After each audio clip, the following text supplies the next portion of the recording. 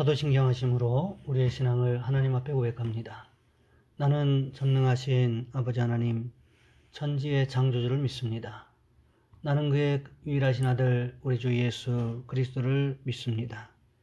그는 성령으로 잉태되어 동정녀 마리아에게서 나시고 본디오 빌라도에게 고난을 받아 십자가에 못 박혀 죽으시고 장사된 지 사흘 만에 죽은 자 가운데서 다시 살아나셨으며 하늘에 오르시어 전능하신 아버지 하나님 우편에 앉아 계시다가 거기로부터 살아있는 자와 죽은 자를 심판하러 오십니다. 나는 성령을 믿으며 거룩한 공교회와 성도의 교제와 죄를 용서받는 것과 몸의 부활과 영생을 믿습니다. 아멘. 찬송가 528장입니다.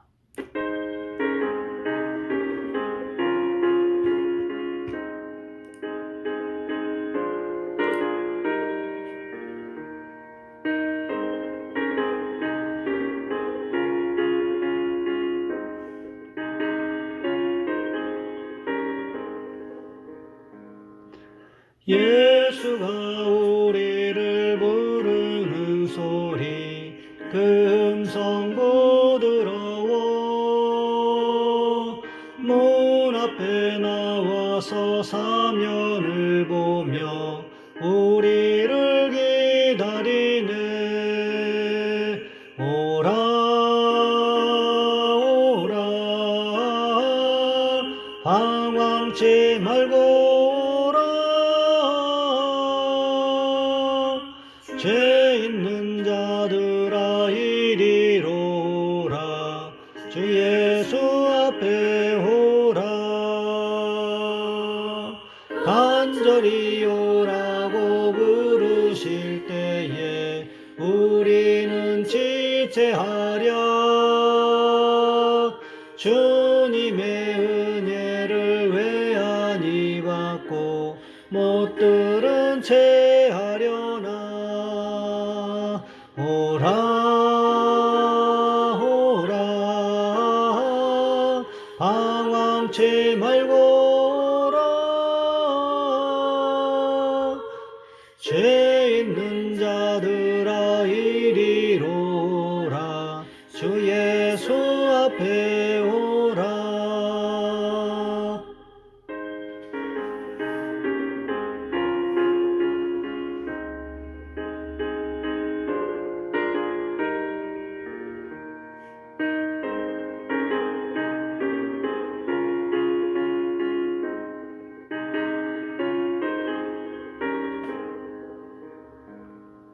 세월이 살같이 빠르게 지나 쾌락이 끝이 나고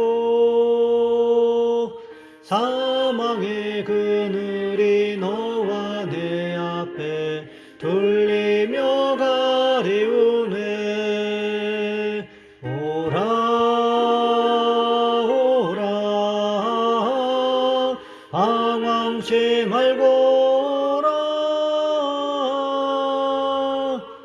죄 있는 자들아 이리로 오라. 주 예수 앞에 오라. 우리를 위하여 예비해 두신 영원한 집이 있어. 죄 많은 세상을 떠나게 될 때 영접해 주시겠네. 오라 오라 방황치 말고 오라. 죄 있는 자들아 이리로 오라. 주 예수 앞에 오라.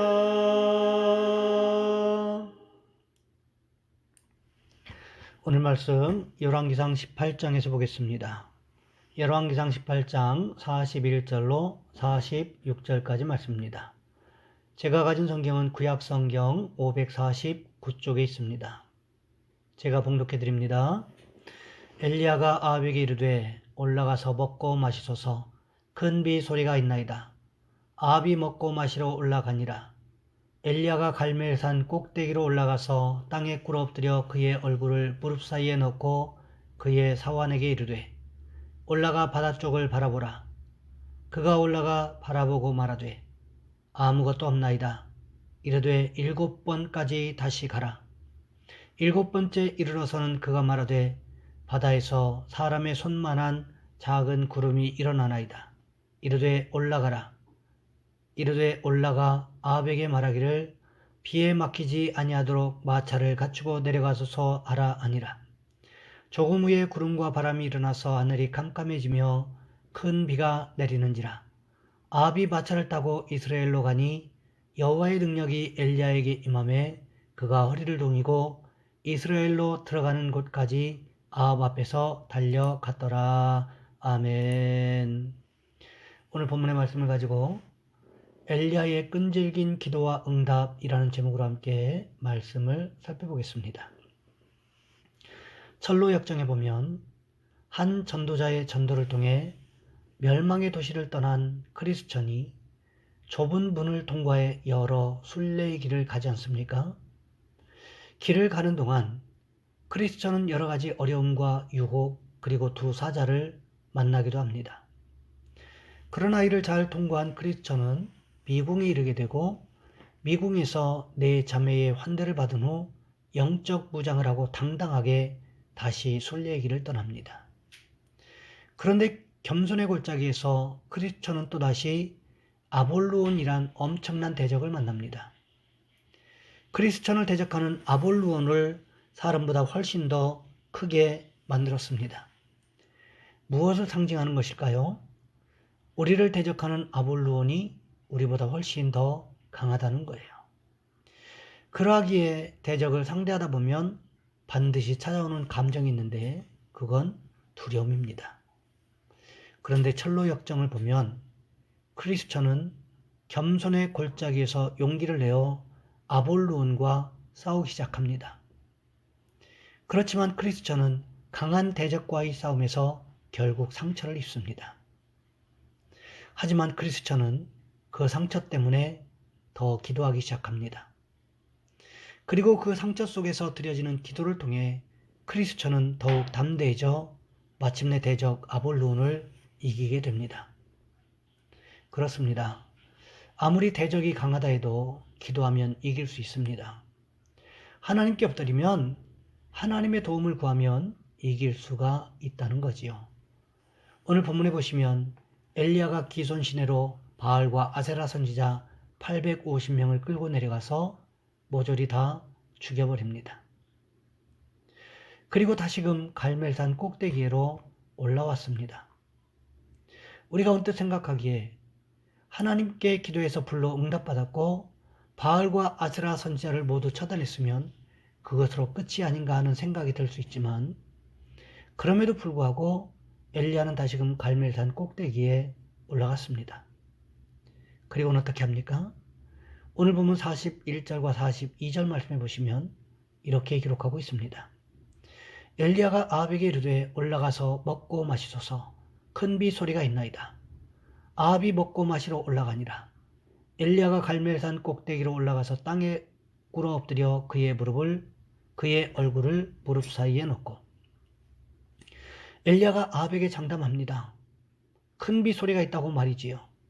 사실 이때는 구름이 이스라엘 땅을 덮기도 훨씬 전이었습니다. 손바닥만한 구름도 보이지 않았고 하늘은 맑기만 했습니다. 그런데 무슨 빗소리가 들리겠습니까? 그럼에도 불구하고 엘리야는 큰 비 소리가 있다고 아합 왕에게 말하고 있는 것을 볼 수 있습니다.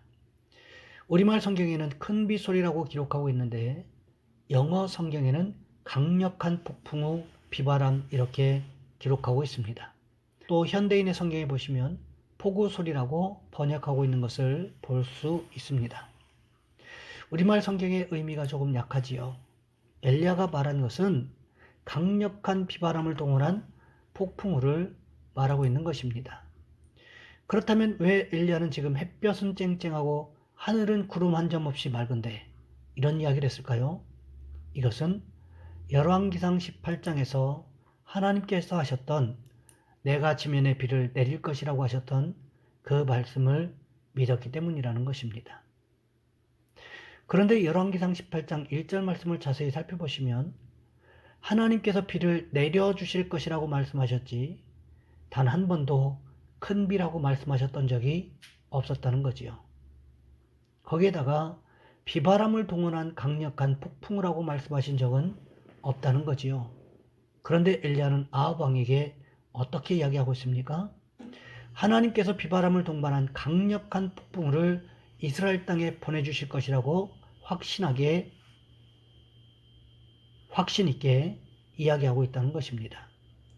그렇다면 엘리야가 아합에게 왜 이렇게 말했을까요? 엘리야가 자신을 과시하기 위해서 그랬을까요? 그렇지는 않은 것 같습니다. 왜요? 엘리야는 열왕기상 19장에 보시면 이세벨 왕비의 말 한마디에 낙심해서 광야의 로뎀 나무 아래로 도망갑니다. 그곳에서 하나님 이제라도 좋으니 제발 나를 좀 죽여주세요 라고 기도했던 장본인이었다는 거지요. 그랬던 그가 비바람을 동원한 강력한 폭풍을 하고 이야기할 수 있었던 이유는 바로 그의 믿음 때문이었다는 것입니다. 3년 반 만에 이스라엘 땅에 비가 내리는데 이왕이면 비바람을 동반한 강력한 폭풍과 몰아닥쳐서 하나님을 섬기는 것이 이렇게 중요하구나 하는 것과 하나님을 섬기면 복받는구나 라는 사실을 깨달을 수만 있다면 좋겠다는 바람이 있었기 때문에 그러했다는 것입니다. 지금도 갈멜산 꼭대기에 가면 엘리야 기념교회가 있는데 그 기념교회 옥상에 가면 아주 흐릿하게 지중해가 보입니다. 엘리야는 갈멜산 꼭대기에 올라섰습니다. 그리고는 땅에 꿇어 엎드렸습니다. 얼굴을 무릎 사이에 묻었습니다. 그러면서 하나님 앞에 기도하기 시작합니다. 뭐라고 기도했을까요? 성경에는 기록되어 있지 않지만 당연히 비를 내려달라고, 비를 내리심으로 인하여 천지만물의 주인이 하나님이심을 보여달라고, 이스라엘 백성들로 하여금 하나님이 천지만물을 다스리신다는 사실을 보여달라고 기도했을 것입니다. 그런데 기도가 단번에 응답되면 얼마나 좋겠습니까? 기도하자마자 곧바로 응답된다면 그 어떤 현상이 나타날까요? 사람은 교만해지기 쉽습니다. 왜 그렇습니까? 한두 번 기도해서 응답받으면 사람들은 무슨 말을 할까요? 내가 기도해서 응답받았다고 하면서 기도에 응답하신 하나님은 오간데 없고 기도한 나만 남아있기 때문이라는 것입니다. 엘리야도 첫 번째 기도를 최선을 다해서 열심으로 기도하기 시작합니다. 힘껏 부르짖었습니다. 그리고는 사환을 불렀습니다. 오늘 본문 43절 말씀해 보시면 이렇게 기록하고 있습니다. 그의 사환에게 이르되 올라가 바다 쪽을 바라보라. 그가 올라가 바라보고 말하되 아무것도 없나이다. 이르되 7번까지 다시 가라. 가서 바다 쪽을 바라보다가 무언가 생기면 말하라고 했다는 거지요. 그런데 어떻습니까? 아무것도 없었다는 거지요. 엘리야는 내가 7번까지 기도할 것인데 내가 그때까지 오고 가면서 뭔가 달라진 것이 있다면 말하라고 했습니다. 그러면서 엘리야는 하나님 앞에 강력한 간청의 기도를 드리기 시작합니다. 비 오기를 위하여 하나님 앞에 간절히 기도하기 시작했다는 거지요. 몇 번이나 더 했습니까? 7번까지 그렇게 최선을 다해서 기도했다는 것입니다. 이 7이라는 숫자를 우리는 행운의 숫자라고 하지만 히브리인들의 사고방식에는 7이 완전수를 의미합니다. 그러니까 7번 기도했다고 하는 것은 하나님 앞에 완전히 맡기고 기도했음을 우리에게 알려주고 있는 것입니다. 그렇게 7번째 기도했을 때 무슨 일이 일어났습니까?